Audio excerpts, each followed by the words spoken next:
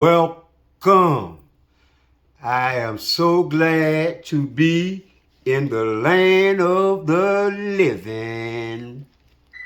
Yes, I'm really happy to be here today. Let's talk. This is how I see it. Why is it that First Take continues to want to talk about the Dallas Cowboys? Today they aired a segment on the Dallas Cowboys. They wanted to know they want to talk about if whether or not the Dallas Cowboys can go to the Super Bowl. We all know the answer to that. It ain't happening. It's just not happening. They are not built like that. The Cowboys are the same old Cowboys. They talk about that extension and all this foolishness. They talk about signing Devin Cook. But damn, you couldn't even win with the best running back in the league when Ezekiel Elliott was healthy. Do you think Devin Cook would make them that much better? Really? I swear. They want to let Parsons get up there and talk about where he think Dallas will be at. But we don't care. At least let training camp get started. Please.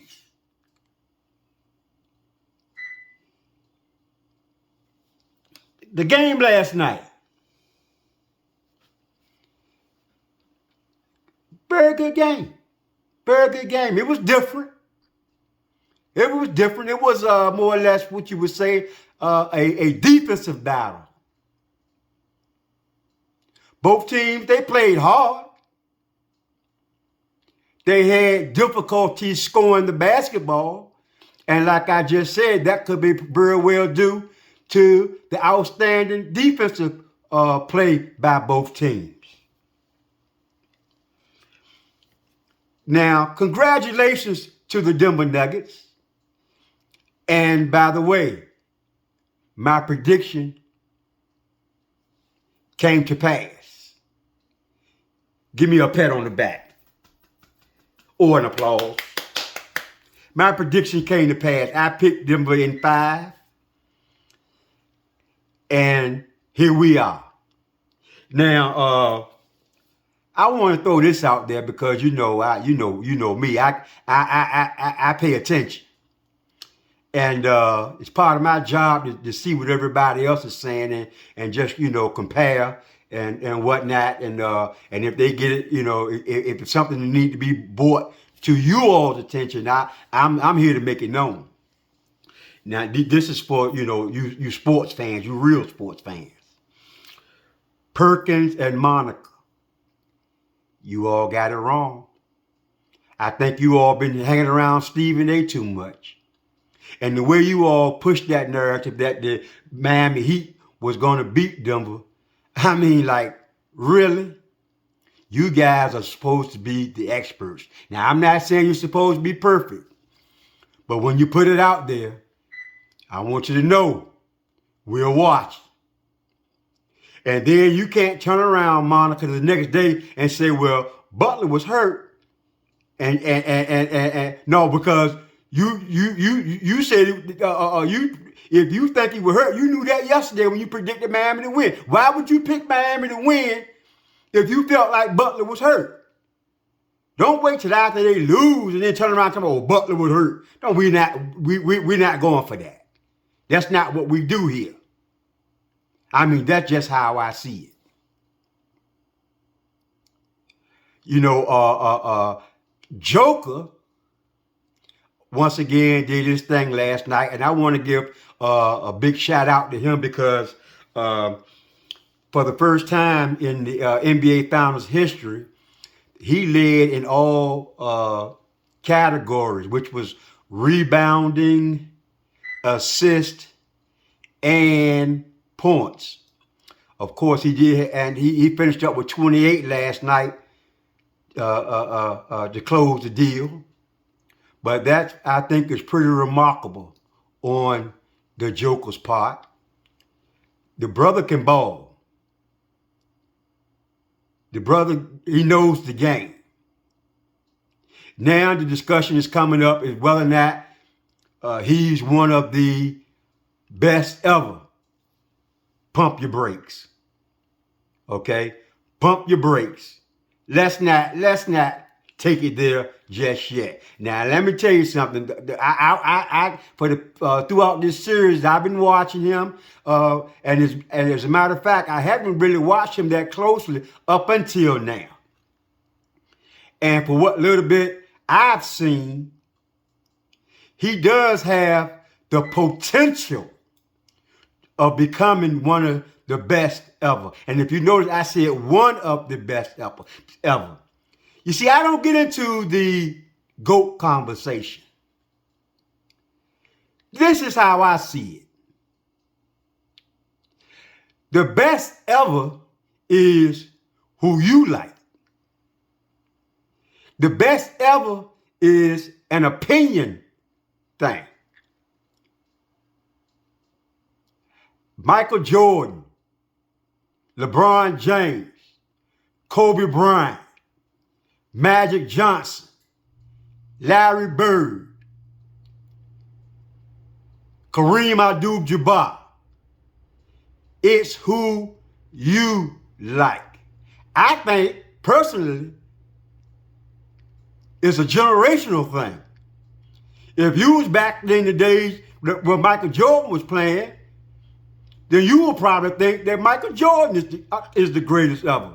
If you growed up watching LeBron James with somebody like myself, got a chance to see them all, but you know what I mean as far as generational, you're probably going to say LeBron James is the GOAT.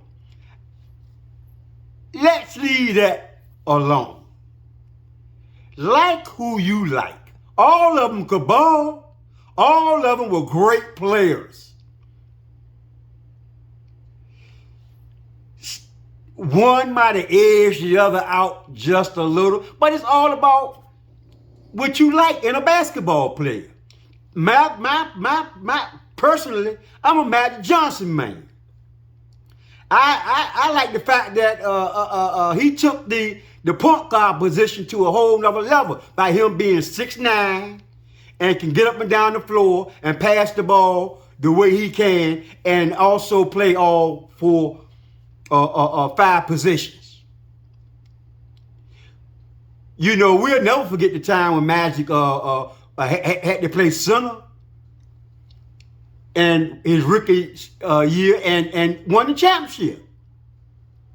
Jordan didn't become really great until he had, now let's be honest, till he had Pippen as a sidekick to help him get 6 NBA championship rings. LeBron James, it took me a while to grow on LeBron. But after watching him, he's nice, but he's not my GOAT. Let me be honest about that, and that's just how I see it. He's not my GOAT. Now here we go, Djokovic. Djokovic, from what I'm seeing, with his size and the ability to do the things that he can do, it's gonna be tight. But I think we need to give it some time when the Joker is concerned. Let him get about 2 or 3 more seasons under his belt and see if we can get some consistency from him. They talking now about is the Denver Nuggets a dynasty? Really? I mean, come on now. Let this stuff play out, people. Let this stuff play out. Before we can even think about Denver being a dynasty, they're going to at least need about 2 or 3 more championships. Let this one marinate a little bit before we go there. It's not time for that foolishness. Let's give Denver Nuggets some credit on winning this year's finals. They did it in grand fashion, 4 games to 1. Once again, my prediction, because I'm good at what I do. I'm good at what I do. Y'all better pay attention. Go back and look at my previous episodes. They'll speak for itself. They'll speak for itself.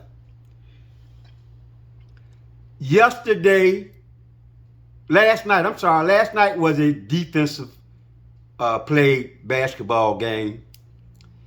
No teams were really exceptional in the scoring. Joker did get 28. Denver did have 4 other players in double figures. It was around 10, 9, 12. Float around in that number right there. Butler finished with 20. And Bam also finished, I think it was like 21. Butler had 21, I think Bam had 20. So neither team was really magnificent on offense last night. And the game was played pretty much to the wire. And the reason Denver was able to overcome was due to the fact that Miami once again had a mental breakdown late in the game. Now, I'm giving Denver a whole lot of credit because if you look, they helped Miami to under 100 points in the last 3 games of the series. So they deserve a lot of credit for Miami being in an offensive funk. Now, there was a call made last night that really could have changed some things. I mean, it was a bad call. It was horrible. It was terrible. And the part that really pisses me off is you go and have a replay and you can see it about 4 and 5 and 6 or however many times it took for you all to make your decision to see that was clearly wasn't a foul. Excellent challenge on Denver's part. And you're going to come back and tell us that the call stands. Terrible. Terrible. Terrible. That could have cost Denver the game. But fortunately for Denver, they were able to keep their composure and capitalize off of the mistakes that Miami made at the end of the game. Kudos to Pope with a clutch 3 late in the game, which was one of the reasons Denver was able to pull it off, along with a turnover late in the game, real late in the game, by Jimmy Butler, as well as an ill-advised three-pointer by Jimmy Butler. Those three things played a major part in Denver winning that game last night, because prior to that, it could have gone either way. Let me mention one more key play. Can't leave this out. Brown, big offensive rebound, and scored the basket. Big offensive rebound and scored the basket. So those mental blocks by the Miami Heat allowed Denver to do what they had to do and come out victorious in the NBA Finals.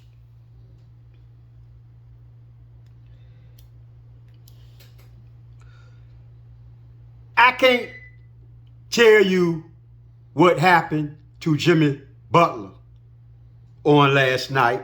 I can't tell you what happened to Jimmy Butler the last 3 games of the series. But the question is now coming up,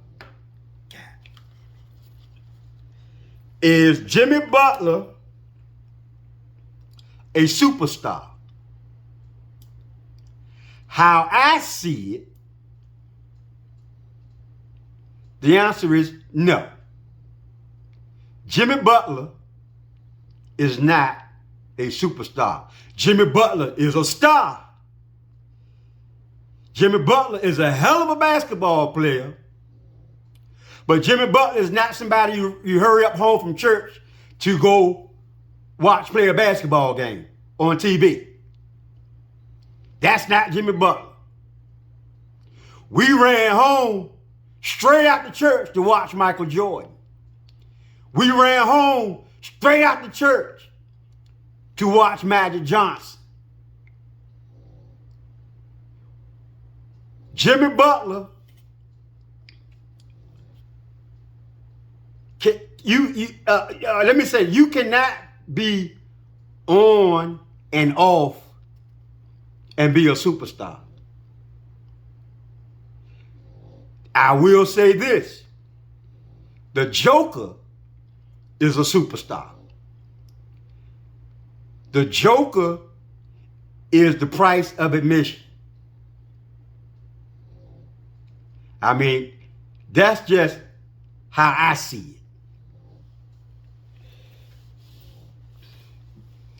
it. Let me turn your attention to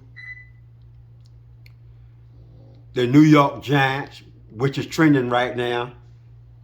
I won't be long with this, but let me say this.